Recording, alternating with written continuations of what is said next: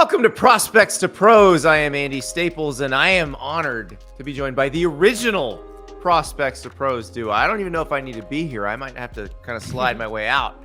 But of course, Dane Brugler, the Athletics NFL Draft Guru, is here. And Lance Zierlein, one of the original co-hosts of this show. You will be reading things by Lance. Lance, I think I estimate I read probably 1,000 things that you write a year, because I will read the same draft profile on NFL.com multiple times. So I may read more of you than any other human being on earth. Well, I appreciate it. It's somebody's doing it without trying to keep receipts and use them against me on Twitter, so that's nice. Exactly. When you put 500, as Dane will tell you, when you put anything out, especially if it's free, like on NFL.com, people can go back. There's certain players I'm like, God, I hope they don't find that one. I hope they don't find that one. No one said anything yet. Well, that's the thing. Like, I mean, normal GMs, they only get graded on the 6, 7, 8 picks they make every year. We get graded on, the 400 or 500 reports that we do. So, it's a much tougher thing to do. I know. I've said this before.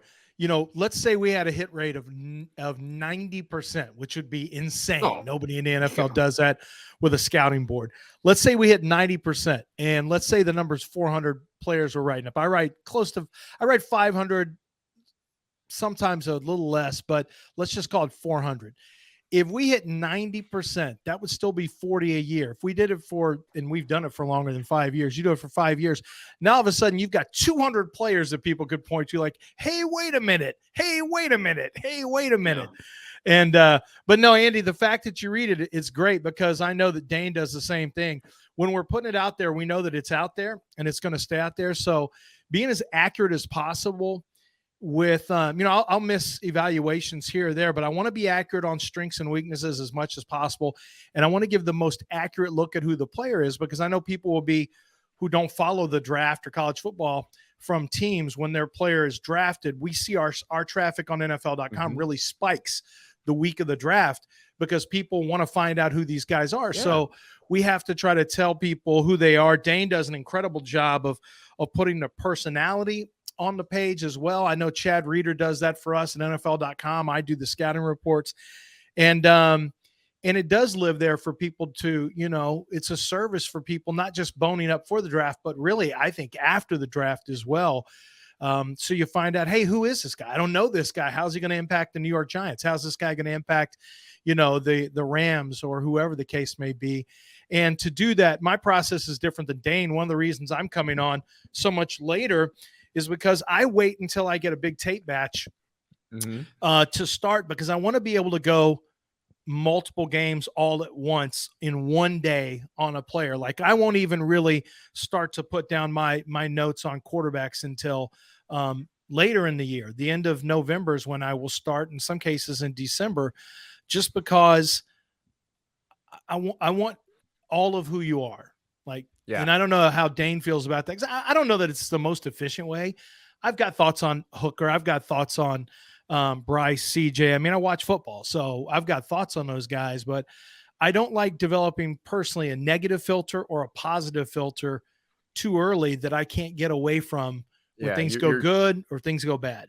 Trying to avoid confirmation bias, which is a very 100% good thing. Right. And so, let's talk about it. Dane has his top 50 updated coming out this week.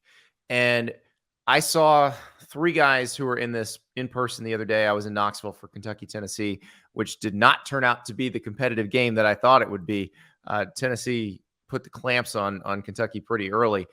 But I want to talk about Will Levis, because I find him very interesting. And the more this goes, the more vibes I'm getting that are similar to Daniel Jones, where this is a quarterback who physically has everything you might want, but he is unable to drag his offense to a better place at a lower level. That's what, because the thing that bothered me about Daniel Jones is Duke was, if this guy is a top 10 pick, why is his offense not better? This is not, and it's not exactly the same thing, but like in the NBA draft, it bothers the hell out of me when the top pick didn't get his team to the NCAA tournament. because if you're the best player in the draft, you should be able to drag your team to being like the 34th best at-large team.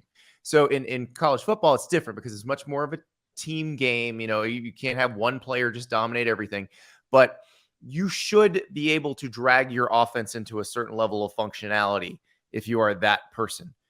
And I'm not sure I'm seeing that. We could say Bryce Young in that Texas game. I mean, that's what he did in the fourth quarter. When it mattered the most, he made sure his offense put up points and was able to drag the offense across the finish line, no doubt. And yeah, with Will Levis, it's tough because, like you said, prototypical size, the mobility, the arm strength, it's there, and he has NFL throws on his tape. It's not like he's a complete project, but this is not. We have to also have to factor in this isn't a 21-year-old player. He's going to be a 24-year-old rookie during his first training camp. That factors into this as well. The other factors. Missing his top target from last year, offensive line is different, new play caller. So there's a lot of moving parts with this Will Levis discussion. And like Daniel Jones, he will have, assuming he accepts an invite to an all-star game, he will have an opportunity to show out. And that's where Daniel Jones went from maybe a first rounder to being a top 10 pick at the Senior Bowl. So we'll see what Will Levis is able to do there. But right now, with what we have on film, I had a hard time putting Will Levis in my top 20. I just had a tough time doing it. And it's always tough when you rank quarterbacks next to a tight end. Like, how do you do that? Because obviously one position is, in terms of how much it affects the game, is so much more impactful. So it's really tough to do that. But with Will Levis, I just have so many questions there. And one of those big questions is, how much upside is there really? How much better is Will Levis going to be in terms of anticipating windows, seeing things quicker, getting the ball up, out, and gone against NFL defenses that are going to be much faster than what he's seeing at the college level. So he had a tough time in that Knoxville environment. Neyland Stadium's a tough place to play. There's no doubt. So I was down. I'm down on Will Levis, and Lance, I'm eager to hear what you have to say about Levis. Yeah, I think the problem for me is that, did some lamb killing early in the year, and then he takes on Ole Miss. They've got Mississippi State, and then of course this last week against Tennessee, it just didn't look as good, and he doesn't look like he has command of games as much as I would expect. It's one thing to be out talented, but I remember watching Jay Cutler when he was at Vanderbilt, and Cutler didn't have great talent around him, better, but he elevated the talent around him, and you could see Jay's talent stand out. Right now, I see a collection of traits, but I don't see the completed skill set. I don't see enough of the flashes against upper level competition. And that was something Jay Cutler did really well. Is Jay's teams may have been overmatched, but you knew he stood out as a talented athletic quarterback with arm. And there were times you said, I could see him starting for the other team. At no time could you see Will Levis starting for Tennessee ahead of Hooker. I mean, you couldn't see that in that game. And yet he's been talked about as being a top 3 to top 5 player for much of the year. And I know there's been a bunch of buzz on him in the offseason, as I'm sure Dane heard as well. And I'm sure you've heard that as well, Andy. I mean, there was a crescendo for him, and now it's in the music world, we call it a decrescendo, because after this Tennessee game, it's going to take a little something for his buzz to go back up. But we're doing this as in a podcast format, and fans will discuss it. But the fact is, a team, that may be a blip on the radar, the Tennessee game. If they're locked in on what he has in terms of his potential and star ability, it's hard to get away from the thought that Josh Allen had this size, this arm talent. And I'm not comparing the two, but when you gave him better wide receivers, better last season. Yeah, you gave him better receivers, better pass protection. When you made things more optimal for Josh, he got a lot better. So a lot of teams may subconsciously lean on that and say, well, we don't care how bad he looked against Tennessee. We don't care that he didn't perform up to the standards that Prospect Pros was worried about. We just love the fact that he has traits, he has arm talent, he has size. We like his toughness, his ability to run out of the pocket and make things happen. And those are all check marks. Those are good. I still want to see productivity. Bryce Young was bad in the Texas game for 3 quarters and then was great in the 4th quarter. CJ Stroud wasn't good this last week, and yet when he needed to make throws in the 4th quarter, he made some throws. And I think that, that's ultimately what I want to see. I want to see you rise to the occasion. Yeah, CJ Stroud, I'm glad you brought him up. I thought he looked great at times against Penn State. The thing that worried me, and this goes back to the Michigan game last year, is there were times he did not sense pressure at all. Like guy coming off the edge free. And it was weird because I was watching him and then Sean Clifford would get the ball. And we all agree that Sean Clifford's not like an NFL quarterback prospect. But Penn State had basically told Sean Clifford, hey, we're going to slide protection this way. You're going to have to deal with a free rusher coming off one end and just deal with it.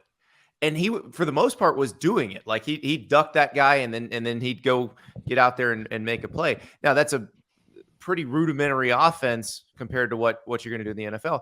But like with CJ Stroud, that same guy is coming free, and sometimes he's not even seeing it. In today's NFL, quarterbacks cannot be just passers. They have to be creators.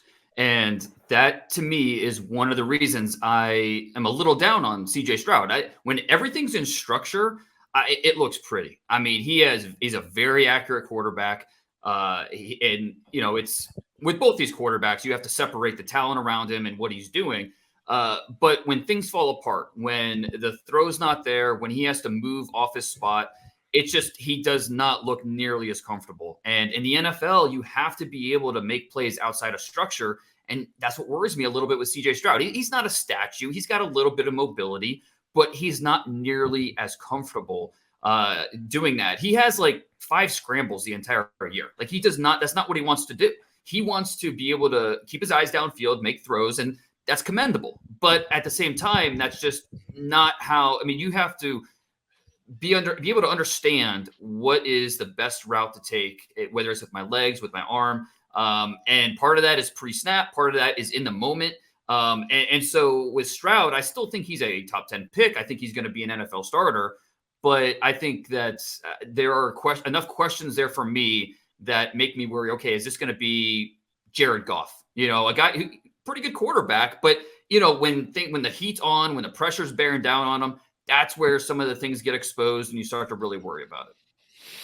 Yeah.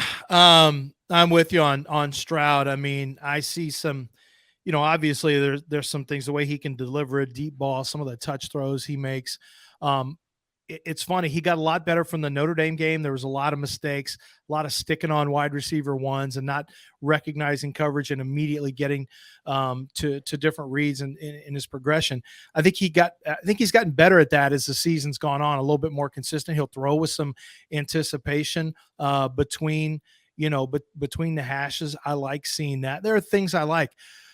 But exactly what you pinpointed, Dane, is my biggest concern. And you pinpointed this too, Andy. This has been a problem for me.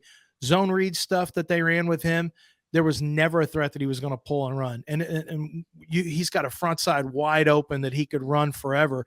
And he just has never really been interested in beating people with his feet. And that's part of the NFL today. If you've got it, is being able to do it. And he's not this super athlete. I don't want to say that's who he is, but it does bother me that outside of structure, he doesn't. I think that's the biggest, when you want to compare Bryce, okay, not as big, but when you compare Bryce Young and CJ Stroud, for me, the problem with backing CJ Stroud, it really breaks down when you look at the ability outside structure to extend plays and make big plays happen. And Bryce Young, coming off the injury, was incredible against Tennessee. Time and time again, he made plays with his feet, gave himself more time, and found throws to make to move the chains. And I think that's the biggest problem, is if things aren't right for him across the board in the NFL for CJ Stroud. He's got Marvin Harrison Jr. running free a lot. And those are easy throws. Those are fun and gun throws, like when Spurrier had wide open wide receivers and everyone kind of got fooled by that. But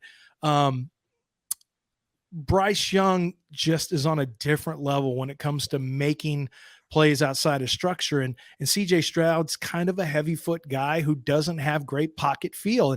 And you're right. Clifford did show some pocket feel. He did show some, I think pocket awareness is something you have or you don't have. Right. And it's not something that I think is a big strength for Stroud. Doesn't mean you can't be successful, but it does mean that on the next level, you want things to be a certain way. You can't just go into a game. Look, as much as I don't think Kyler Murray's been a very good NFL quarterback in terms of what expectations are, you already know if things go sideways, he can get himself Kyler out ain't taking a big hit. No. There's no way in hell Kyler's taking a big hit. No. He has that spidey sense that'll go off and he's gone. Yeah. But I mean, he's a totally different quarterback than yeah. Stroud and really, frankly, even Bryce Young to an extent. Mm-hmm. Dane, are you ever surprised that for me, Bryce Young, who I like a lot, and I know he's not big, but Bryce sometimes is another one of these quarterbacks who looks like sometimes he gets a little too comfortable with it going off schedule, like kind of almost hoping it goes off schedule. But what the big problem I have with him is that he's got opportunities to run and he's hesitant to take them, and he doesn't sprint full speed. He's kind of a 3/4 runner. He doesn't take off when he sees it. And I get wanting to have the discipline to stay in the pocket, but there are times where it breaks down to, hey, go make a big play, go make an explosive play. And I think sometimes he's hesitant to go take off and run. I don't know if you see the same thing, because this is now the second year in a row that I'm like, man, go 100%. He is so good at, just understanding everything going on around him that I think he just trusts that, and sometimes to a fault. But, he knows, his internal clock is remarkable. His vision to see everything going on around him is outstanding. So, and he'll take a hit too. He'll stand in and take a hit to deliver a pass. That's what we're worried about. Yeah, right. Exactly. The toughness. Absolutely. There's no question about the toughness, but yeah, he needs to protect himself better. And it's these little subtle moves. It's very crafty. He's very crafty behind the line of scrimmage in terms of buying every second possible to go make a play. And that's part of what you love about him. The instincts are off the charts. And so and really that's why he is my top quarterback in this draft. And I think we're going to hear this a lot. If Bryce Young were a little bit bigger, he'd be the clear top quarterback. We're going to hear that a lot the next 6 months. Well, I mean, I think if you could just get by the fact that he is an outlier in terms of size, you're going to be on board with him being the top quarterback with everything that he has to offer, from the accuracy, the touch, the intangibles, like I said, the instincts, the vision. So he's my on my top 50. He's my number 3 player overall, the top quarterback. And it's the size is something you worry about from a durability factor, but I'm going to take my chances. I'm going to go with the guy that can process, the guy with the poise, the guy that has shown me he's got a little bit of that magic, more so than the guys that haven't shown me that as much. Where did you end up with Hendon Hooker? I've got him in the 40s. Yeah, I wanted to get him on there. I think he belongs in the top 50 with the way he's played this year. It's the offense. It's tough. Half field reads, very quarterback friendly. Another guy, just like we talk about with Stroud, having the best receiver in America, Marvin Harrison. Tennessee's got a deep wide receiver depth chart, and he benefits from that. So it sounds like you're describing Ohio State quarterbacks. A lot of good wide receivers, half field reads, offense that benefits them. Like, isn't that Justin Fields? Isn't that going to be CJ Stroud? Isn't that going to be Ohio State quarterbacks? I think that Ohio State would do a little more, because you look at that Tennessee with the wide splits and stretching out the defense. I mean, I think that Ohio State will do a little more full based off of pre-snap reads. He knows where he's going, but he can use the whole field. I think we've seen that in Ohio State tape. Whereas with Tennessee tape, with this offense, it really is only strictly half field, and it does make it tough to know, okay, when he's going to be in a more NFL style offense, which obviously NFL style offense means something completely different than it did 10 years ago. But you can only fudge it, only so much in the NFL, to make him comfortable with what he did in college. So there is a big projection there with Hendon Hooker, and so I like him. I think there's a lot of things that he does that reminds me of Geno Smith when he was coming out of college, which, a year ago that would seem like a negative, but the way Geno Smith's playing this year, that's pretty good now. It should be looked at as it should be a positive. So Hendon Hooker is a really talented player, deserves a ton of credit for what he's done. 19 starts for Tennessee the last 2 years. He's been responsible for 59 touchdowns, 3 interceptions. Remarkable. So deserves credit for that, but still, there are plenty of questions for his NFL transition. Where'd you land on Hooker, Lance? I like him now. I have not taken a look at the, full on all 22 and studied him in depth. So like I said, I want to wait until I get more of the tape, but I watched him some this summer because I was talking to Cole Kubelik from SEC Network about some of these guys. And we were kind of talking about finding the next quarterback, like who's going to be the next guy that comes out of nowhere. It was Kyler. It was to an extent Baker Mayfield. I mean, they became first picks of the draft. Jared Goff was like that with, Carson Wentz also shooting up, Joe Burrow. This is happening literally every year now, and other than Trevor Lawrence. And so I was trying to find who could be that next guy. So I want to find size. I want to find some arm talent. I want to find some mobility. And Hooker was a guy. And then I had the touchdown interception ratio that was very, very favorable. So these are all big check marks. So I turned on the tape and watched, and I saw some things I liked. And I think he's clearly gotten better this year.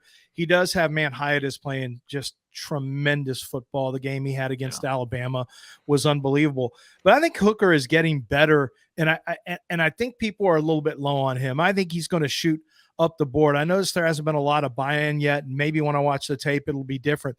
But I think when you see guys who tend to take care of the football, which I do believe he takes care of the football, I think that's part of who he is and not just his offense. When you see somebody who has the toughness as a runner, but also the elusiveness and burst as a runner outside of the pocket, I see a lot of physical tools that I like with Hooker. And most importantly, like I said, taking care of the football, man, I do not want to underrate that because I think that's really important. Andy, you saw him in person. What did you think of the body type? The body type I thought of when I first saw him and saw the run pass opportunities that he had and what he was able to do. And once again, this is not a comparison of players because I know everyone's going to slam this, but it was very reminiscent of E.J. Manuel coming out of Florida State, where it's like, dude, he's got similar size. He's kind of an angular body type, could run, has a plus arm. I think he's going to be a better player, obviously, than E.J. Manuel. But I feel like on TV, he's got the size that I want him to have. He's a much better runner than Manuel. And I'll say, when I went up there this past spring and met him in person for the first time, I was shocked at his size. I did not expect him to be that big. I remember coming out of high school, they listed him like 6'3", 6'4", and maybe 210, 215. And he is, I know Dane, you have a measurement on him at like 6'4.5". I'm sorry. He's 6'5". He's gotta be like, I'll be shocked if he doesn't measure 6'5" at the combine. From the spring, scouts have 6033, 221. So he's tall, and I know he's wearing cleats the other night when I was standing near him, but he feels bigger than that, and he is he moves very well. Now, I do wonder with the draft, like how much do they go back to his time at Virginia Tech and say, well, this doesn't match this, and then try to reconcile those two things. I think the way that Justin Fuente's career unfolded at Virginia Tech, that this was the coach who had Hendon Hooker there. Once Hendon Hooker left, I do think that'll help kind of solve those issues. And, people go, okay, Hendon probably getting a fair shake now. So I want to ask you guys about Jalin Hyatt, though, because, Dane, I don't think this is a guy who would have been on your top 50 at the beginning of the season. Very much so now. I did a big story on him last week. It was very interesting talking to him because he'll be the first to tell you that he was not the player that he should be this time last year. He was, I don't know if soft is the word for it, but he did not enjoy the hand-to-hand combat that comes with press coverage. He was not working the way that a player of that level needs to work. And by his account, by his parents' account, by everybody I talked to at Tennessee, teammates, coaches, that's completely changed. That completely changed this offseason. He came back essentially as a different person. And it's been amazing to watch the numbers. The numbers seem like video game numbers. So I'm curious from you guys, what is he doing that makes him so difficult to cover? Well, it helps when Kentucky just decides not to cover him. They put a linebacker on him in the first series. I mean, a linebacker. You know what's coming. You know he runs a 4.3. I don't get it. But look, there are two things that stand out with Jalin Hyatt. First is the speed. I mean, he's going to run in probably the 4.29, the 4.34 range, somewhere in there. I mean, the guy has blazing speed. And then the hands. I mean, he does not rely on his body to make these catches. He is using his hands. He trusts his hands, tracks the ball incredibly well. So when you have those two things, that's a good place to start. He's still raw in several areas of the position, especially as an underneath receiver. But when you have those two things, speed and hands, okay, I can work with that. And Lance, I'll be interested to hear, because you're very familiar with Will Fuller from his time in Houston. So I thought there are some parallels there with a guy with speed. Now, I think Will Fuller had. There's some questions about some drops when he was coming out of Notre Dame. I think Hyatt's better in that respect, but I do think that there are some similarities with these two players as maybe not being complete receivers, but they could take the top off. They could be an absolute weapon because of that speed. I think there's a lot of similarities. I mean, body type wise, the ability, the speed, as you mentioned. Will Fuller actually got better with the Texans with his hands. He got better as a receiver with those hands. The problem is he's just so oft injured that's going to, derail his career basically. But Jalin Hyatt has similar speed, and he's smooth just like Will Fuller. Man, Will Fuller was past you, and you didn't realize it because he was such a smooth strider. Hyatt is the same way, and Hyatt made Alabama corners look very, very slow. I mean, he was really blazing in that one. 5 touchdowns. I mean, that's insane against a Nick Saban team. And when it's happening, there's nothing Alabama could do about it. There were no adjustments. They just were physically outmatched by his size. And as you mentioned, Dane, his ability to catch the ball. I think, he's not going to be a guy that wins a ton of contested catches. So you want to have him, you want to get him on the move and getting those legs stretched out. But I think he can get in and out of breaks. I don't think he's limited as a route runner. And it's always interesting because he's got 14 touchdowns right now. He's a guy who didn't have, we're talking about somebody who had 226 yards last year and 276 yards the season before. He was, Tillman was going to be the big time wide receiver, and Hyatt was just kind of another guy who was a wide receiver in that core. Now Hyatt has got all the love, and Tillman is going to get his love. I mean, he's got the traits. Well, he's been hurt. He's been hurt the whole year.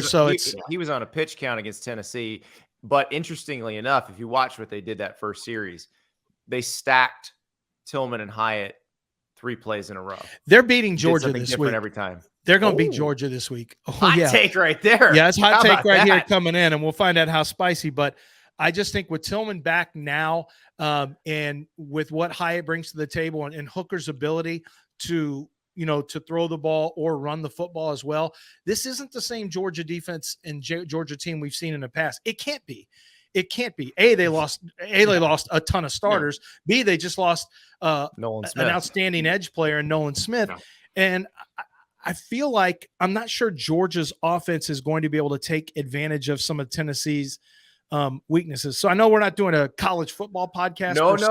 But this is one of these hot runs like Joe Burrow had in the LSU team, and there's some similarities here. And I'm just telling you, I think it's going to be a team of destiny type thing with Tennessee. You've got me very interested now, and I'm glad you brought this up because I do want to talk about this game, and I want to talk about a player who is on Dane's list. And I was very happy to see him so high on Dane's list. I was surprised to see it. I was watching him Saturday and going, this guy's going to be better in the NFL than he is at Georgia. You tweeted that, didn't you?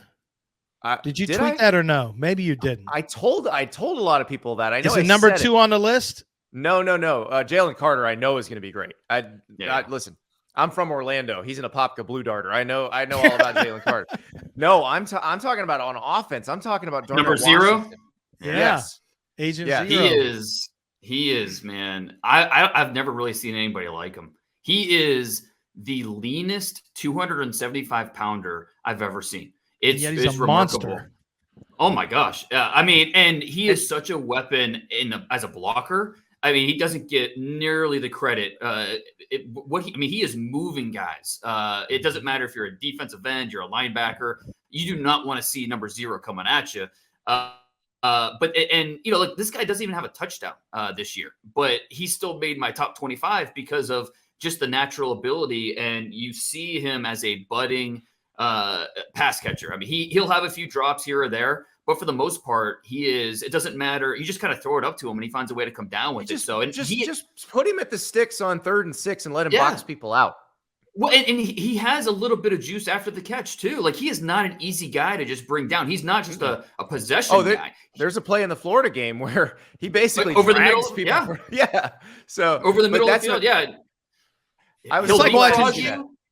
It's like watching Jelani Woods last year when he got hot with that size. And only I think that except like 130% size. It's like when you're printing and it's like what aspect ratio and a better blocker. And that's something that stands out with Georgia. They do a great job of getting buy-in from their blockers. I mean, John Fitzpatrick was one of my favorite tight ends. I mean, that's when you do enough players, you do geeky stuff like get excited about 4th tight ends on Georgia. But I was like, he got drafted.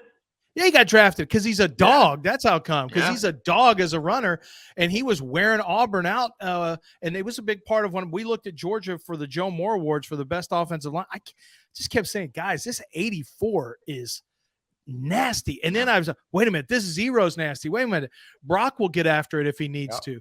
Georgia coaches their guys up to be a plus in the run game, and I think that's one of the things that's really going to stand out for Washington is his ability to, for me, it's going to be that's the first check mark he gets.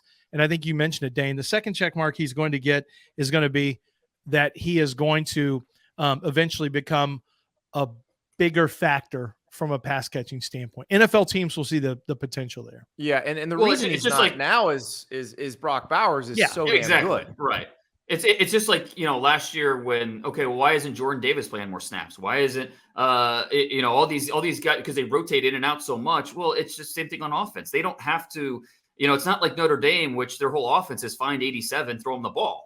They don't have to do that with number 0. So, I mean, coming into the year, Darnell Washington was my 4th tight end in my tight end rankings over the summer. So a guy we knew about, but I don't think we knew just how good he was and how much better we think he could be. So, as I'm stacking my top 50 and I'm trying to figure out, it's I want to get these guys here, and with Washington, he's got to be in there in the top 25 with the impact that he's made. I like that you have a couple of combo tight ends too. I mean, he's a better blocker than Mayer to me in terms of you want to go paint on paint, then he's going to be the guy.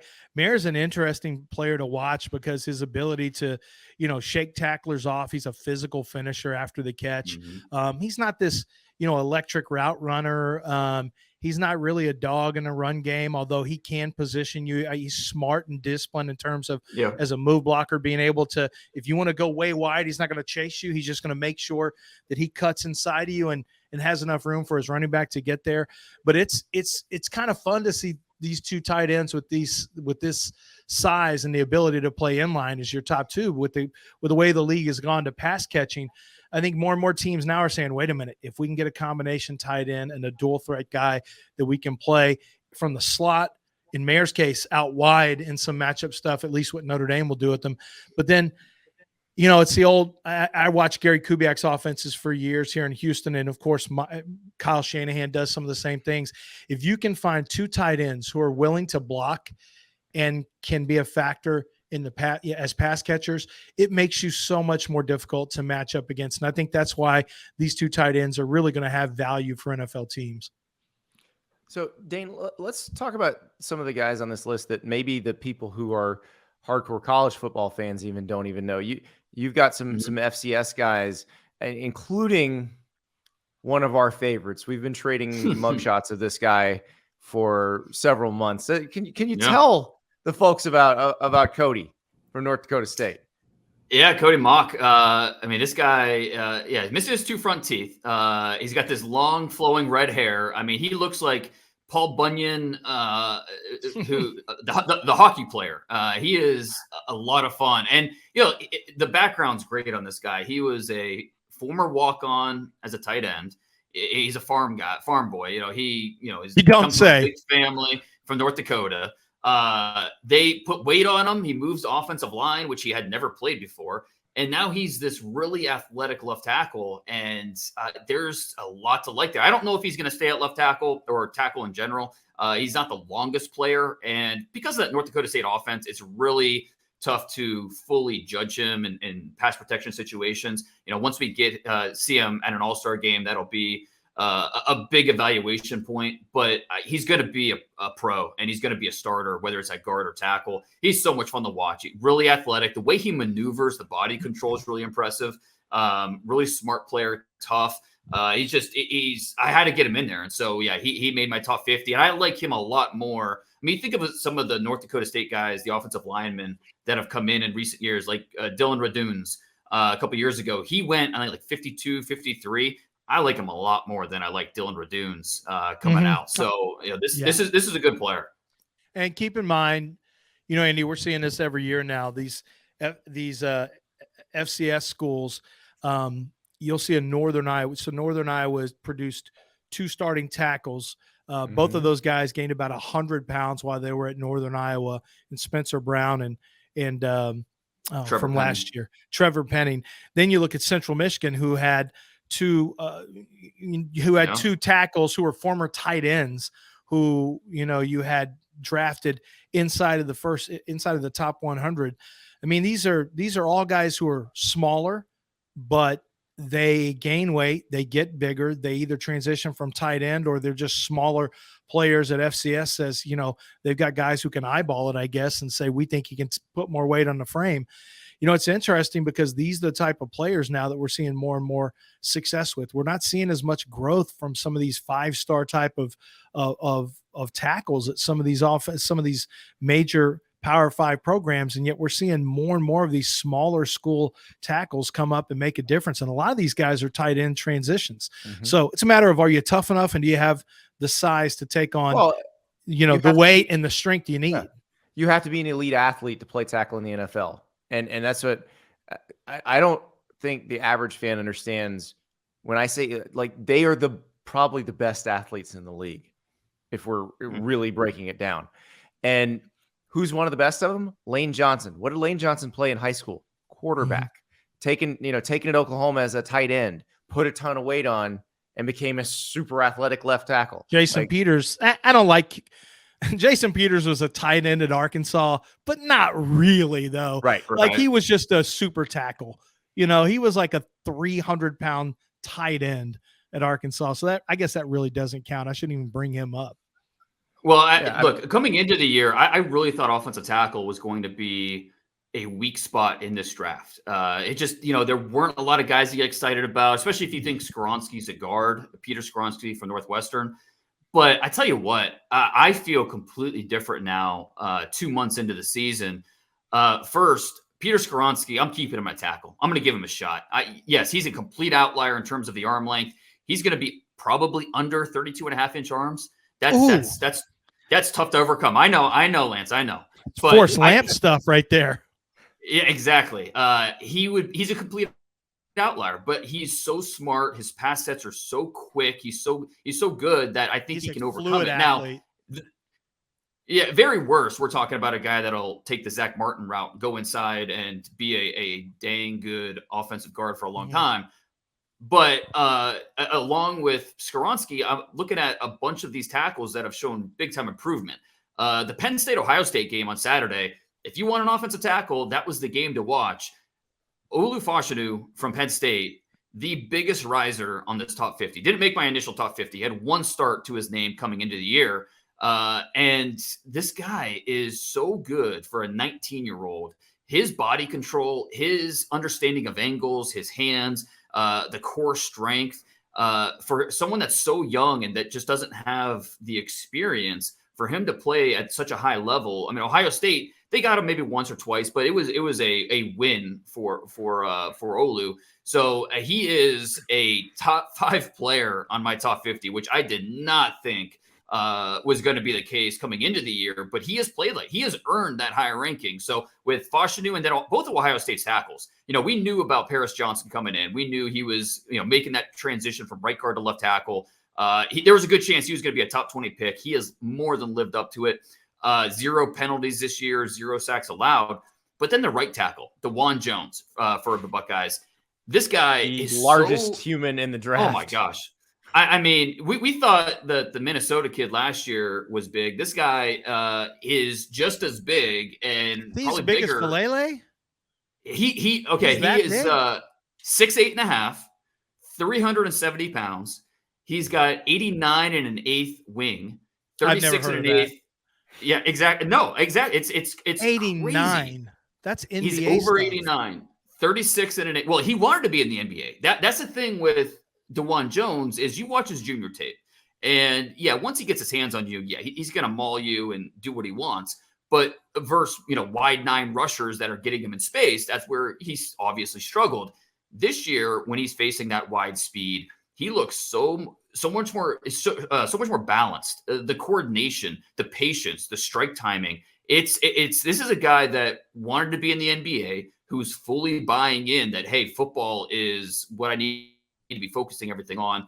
And we have to remember too, he just turned 21 years old. He is a senior, but he just turned 21 years old. So this is a young player.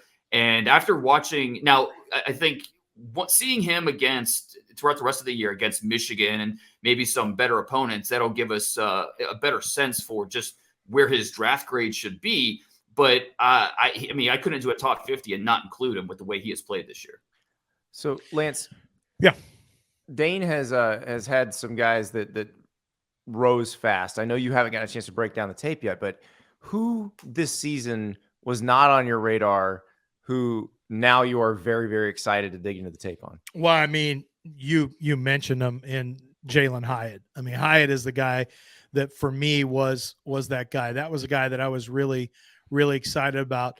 Flip side of that would be Butte in terms of a guy who's disappointed me. Keyshawn Butte, LSU. Yeah, it was not your question, but oh, that's my next question for I would Dane. also say So there you go. Quentin Johnston from TCU. Woo, Boy, yeah. he has really played well, and I've seen him have some big games and some big moments. The Big 12, yeah, I understand that Oklahoma's a little bit down, and Texas, when you think Texas is back, folks, they're not back.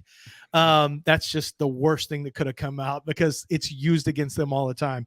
But watching TCU play and Max Dugan is kind of putting things together and watching Johnston get loose. He's been a guy that's really I'm fascinated about when I sit down and watch all of his targets when it's time to write him up. That's the guy I'm really excited about because he has really popped at different times during the season, especially in that Oklahoma State game. So I'm excited to sit down and watch him. He's a guy, and Jalin Hyatt, two guys for me that were really excited. I'm just going to circle back for a second. Yeah. I'm not all the way there on the Ohio State tackles for me, Dane. We've studied Ohio State a lot because of the Joe Moore Awards. I think there's a lot of work to do for Paris, a lot of technique stuff that needs to be cleaned up. And I'd say the same thing for the Penn State kid. I watched him yesterday. I saw he was on your list, so I took a look at him yesterday and a little bit more this morning. And it makes sense that he's 19 years old because you can see that here's the three things that stand out. He's a high cut guy with long legs. So sometimes those guys can have some balance issues at time. And it doesn't mean they don't have body control. It just means they have to learn to play on those longer legs. So for a 19-year-old, that really makes sense because he'll grow into his frame and grow into his base. But he's a double underhook puncher, so it kind of shortens up his arms. It makes him a shorter arm player when you use the double underhooks, but he's efficient with his hands. He doesn't seem to get pushed because he has a good core strength, as Dane mentioned. When people get into him first, it's not the end of the road for him. They don't run him back into the quarterback. And I like the fact that he punches in straight lines. Like he's got a very efficient usage of hands. So for a 19-year-old, I think that's great. He's got a great core, as Dane mentioned, a natural base to work with. I do think that the Northwestern player for me is clearly the most game ready. I mean, there's no question for me about that. And he's another guy who plays longer. I was surprised to hear the arm length on him because I haven't looked into it yet, but he plays longer than that, the same way Rashawn Slater did, who's still a tackle, by the way, but he was not, he's sub 33 arms, which is still kind of rare. He was 33 on the dot. Oh, was he 33? Okay. I think his spring numbers that I saw were like 33 and 7/8 or 33 and 5/8, but okay. So he was 33. At combine. Still not optimal, but it never seemed to be a factor when I watched tape. So I wasn't really that worried about it. Sub 32 is going to be a problem for a lot of offensive line coaches, but I just want to find guys who can block. Like, I just want to find guys who can get players blocked. He's a fluid athlete, moves well, redirects, mirrors inside moves, hands are sticky, gets a little wide with his hands in the run game a little bit. But I was a fan of watching him. I'm really excited to see how the offensive line, how that breaks out this year. There's a lot of talk about quarterbacks, but I'm not quite as hyped on the quarterback crop as I was maybe 5 weeks ago. I think there's starting to be some separation of some players. But I do think it's always a good thing for those of us in the draft spaces when there's 5 to 6 quarterbacks that could potentially be future starters who are making some noise. All right. And Hendon Hooker is another guy, Andy. I mean, Yeah. Hooker obviously is the guy at the most important position that I'm really, really intrigued to finish my studies on, because, I mean, those are difference makers, quarterbacks. So, Dane, who did you feel certain would be on this list who, when you put it together, you realize, okay, they're not making the top 50 right now? Noah Sewell, the Oregon linebacker. Interesting. Okay. You know, if I'm drafting a top or off-ball linebacker in the top 50, you know, I need a playmaker, and he just hasn't been a playmaker this year. And you know, I think, you know, there are times where he is, especially when he drops, you know, zone drops, he's not anticipating where the routes are. He's not making some of these plays that you would expect him to make. More open field misses than I expected. He has inconsistent breakdown versus elusive athletes. So there are too many quote unquote almost tackles. You know, he's overrunning the target or just not breaking down. So, you know, he does a nice job as a blitzer, but not always consistent as a backfield finisher. So, you know, there's things that, like, he's powerfully built, you know, he can create knockback at contact. You know, he's a good athlete, but I don't know. I did not see a playmaker off of this year's tape. And again, if I'm going to draft a linebacker that high, I need a playmaker. So he did not make it. Who else was there? I think that might be the only one that really surprised me. Gervon Dexter, the defensive tackle from Florida. You know, I thought, you know, you see it in flashes. The guy can be. He's top 100, but I can't imagine he's top 100 because of the physical traits. But top 50 requires some performance, and it hasn't really come. You take his 5 best plays. This is the next Chris Jones. You know, like it gets you excited, but then you take the full body of work, and you're like, I don't know. That's tough. So I had to leave him off. You know, and there were a couple close calls. You know, I didn't know, you know, like Kayshon Boutte from LSU, who Lance brought up. That was, I don't know what to do with him. He is, in 5 years, he could be an NFL starter pushing for Pro Bowls, or he could be sitting at home out of the league. Neither would surprise me. He has the talent. There's no doubt, but, you know, there are way too many focus drops on his tape. He might be a slot only guy. That's where he does his best work. So, you know, Kayshon Boutte is really tough to figure out. You know, I think that, you know, Andre Carter from Army, you know, he's going to be Army's first top 75 pick since like 1947. Wow. You know, he's shown a lot of promise as a pass rusher, but this year, the production is not nearly what it's been, and he's got to figure out how to handle multiple blockers. You know, he has to figure out, okay, defenses or offenses know who I am. They're going to game plan to stop me, and he can't really. He hasn't figured out how to combat that just yet, and so that's something to watch with Andre Carter, and he's missed a few games as well this year. So, gentlemen, you're going to get to see Kayshon Boutte against the Alabama secondary on Saturday. That should be very educational and informative. But Lance has already given us the pick of the year. He's taken the Vols. Now, I liked him over I had him over on my radio show. I had him over Alabama. They were like a 9.5 point dog at home, which to me was insane. Yeah. And I think this number is I think the bookmakers have this number about where it should be. I just think they opened at 11.5, but as we are recording this, it's dropped to 8.5. Yeah. That's where I saw it at 11.5 is too high for me. I just think strengths on strengths, weakness on weakness. And I can't get that LSU trajectory of, slow buy-in on Joe Burrow, slow buy-in on LSU, and all of a sudden, before you know, it's like, oh my gosh, they're beating Alabama in Alabama, and you realize, oh, wait a minute, this is a real thing. I need to start taking this seriously. No actual answers against this offense, and we'll find out this week, because that's what they made Alabama look like. If Georgia can't find answers to this offense, guess what? Nobody will. Because I don't think they can score with them the same way. It is funny that Tennessee scored 44 against Kentucky, and their points per game actually dropped this year. So that tells you a lot right there. Andy, I want to hear from you. I'm looking at this top 50. Yep. What were the surprises for you? We've been talking about these guys the last 2 months. You've got, obviously, you're watching these guys very closely. Did you have any surprises, or any of the rankings, any of the names surprise you? You have 2 backs in your top 21, which I'm okay with that. You're going to go analytics Twitter on us? No, I understand. Look, here's my thing about running backs and drafting them and all that. If you have a special back, draft him high. Just don't pay him a second contract, because they are literally going through a car crash every play. That's physically, that's what's happening to them. Such a failure rate to draft high and then pay second contract. But I look at the skill sets of Bijan Robinson and Jahmyr Gibbs, and I'm like, yep, do it, because you can do so many things with these guys. You're seeing Travis Etienne's success in Jacksonville. He may be the better player they drafted out of Clemson in the first round in that draft. Mm-hmm. And you got 5 and you know what? You got 5 years with them now. You got 5 years and the ability to franchise, which is, I don't think it's talked about enough. I understand the analytics set when they say don't draft. Typically I'm with them unless you have 2 picks in the first round, which Jacksonville had, as you mentioned, Andy.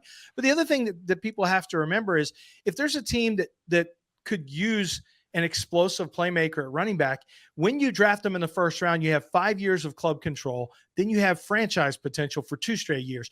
Right. 7 years is all you want most running backs anyway. No, yeah, you're done with most. And really, I think you're done after 5 in most cases. In many cases, yeah. Zeke was that case. Exactly. No one told Jerry, though. Yeah, no. Right. Well, that's you fall in love. It's like when your owner is an actual fantasy owner in real life. It's a fantasy owner who has billions of dollars. That's you're bound to run into these things. One thing I think is exciting for a particular league, and Lance, you're in Texas, so you see this a lot. You got Apuika at number 41. He's the nose from Baylor. Mm-hmm.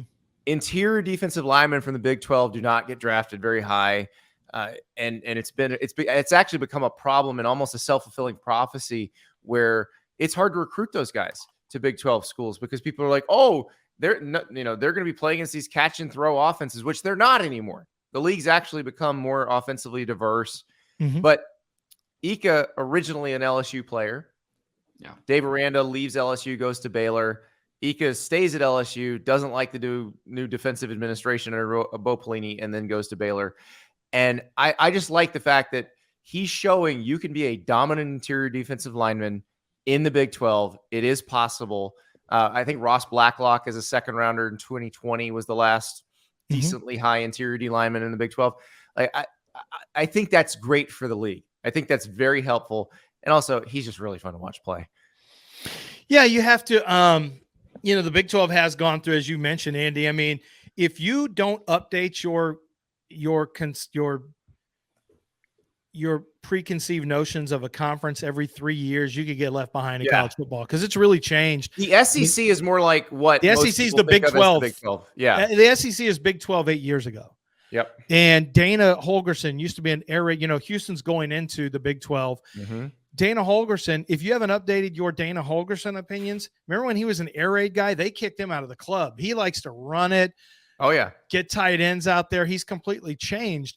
And with conferences, you do have to update, because different coaches come in with different philosophies. And I do think there's some good young coaches in the Big 12 as well. And I think those types of coaches are going to be able to sell some of these portal players on, hey, come on over here. You'll get a better opportunity. You'll start quickly.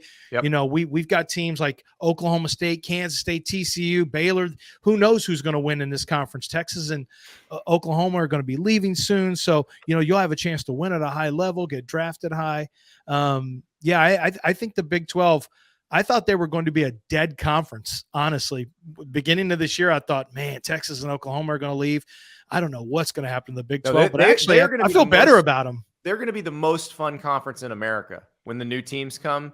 Because Cincinnati, the most interesting, Cincinnati, UCF, BYU, and Houston all have the potential to be good and be good quickly in the Big 12, and it's going to be pretty evenly matched. Yeah. Did you see how much money, by the way, is going to that conference? Yes. $2.3 billion. I was so wrong. I was so wrong on what their TV deal was going to be. Me too. After Texas and Oklahoma, I said like I don't know, 400,000. I'll give you 400,000. Maybe not that much. Okay. But $2.3 billion though, and I heard this. Dana Holgerson told my radio co-host, he's like, Houston is set to make $50 million when they go in there per year. I mean, just think what that does for all of your college athletics programs.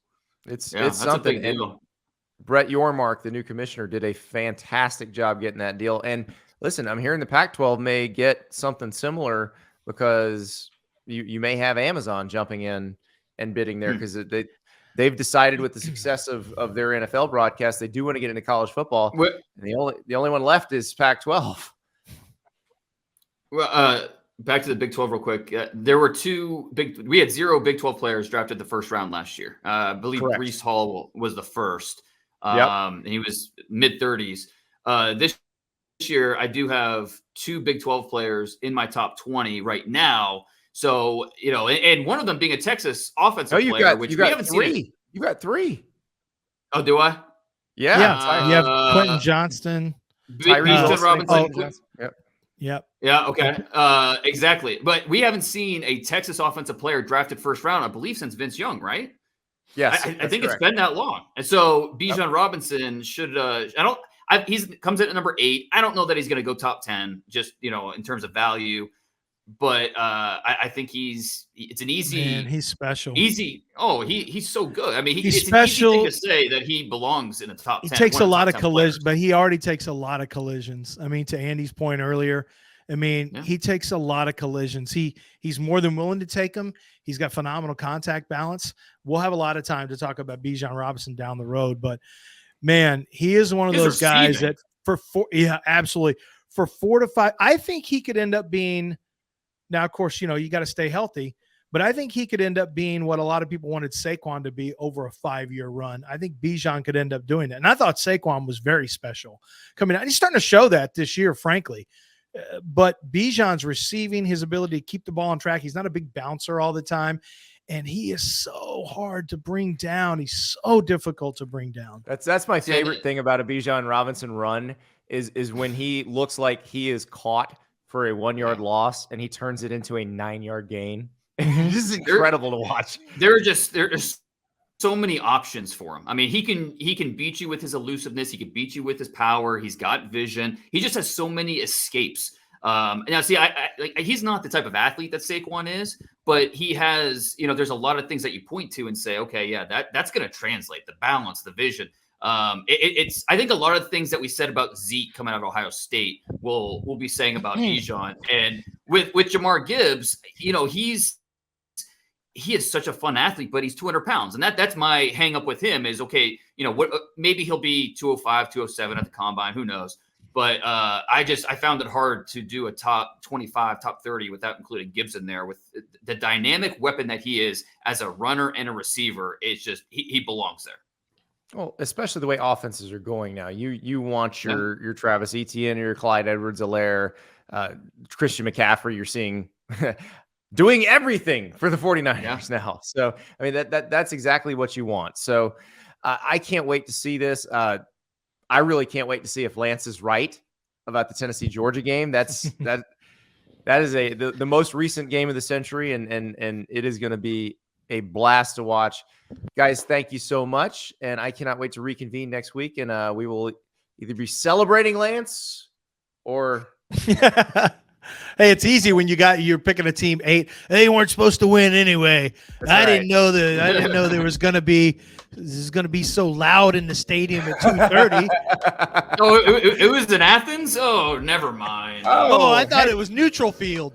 Listen, privet hedges are not a native species. It's actually an invasive species, and the Vols just can't play with invasive species surrounding him. Guys, thank you so much. We'll talk to you next week.